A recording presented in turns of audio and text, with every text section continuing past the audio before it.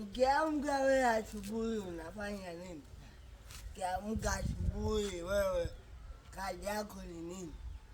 Ukiamka asubuhi wewe nikishika sana simu nakuja kukumbuka kwamba kuna kumshukuru Mungu baada ya kuamka. Kuna jinsi ya kumtukuza Mungu baada ya kuamka. Wengi wanajisahau kwamba hawajaamka kwa uwezo wao ila wameamshwa na Mungu. Ni nafasi wewe kumtukuza Mungu kwa sababu siku nyingine inayokuja na wewe upo.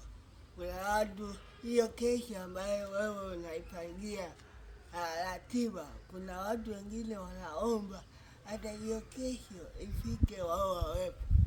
Lakini unajikuta unaamka asubuhi na unatanguliza vitu vya kimwili zaidi ya bila kuanza na maombi.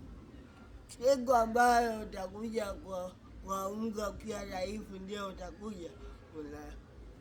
utakuja kujua kwamba kuna umuhimu sana ukiamka na kumshukuru Mungu.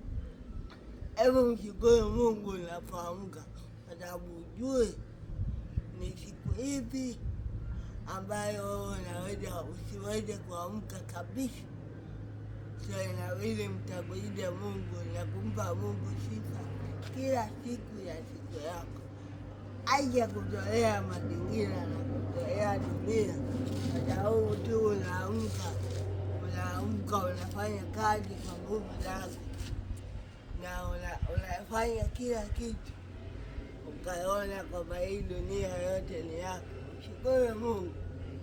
Naweza kufa unajiona.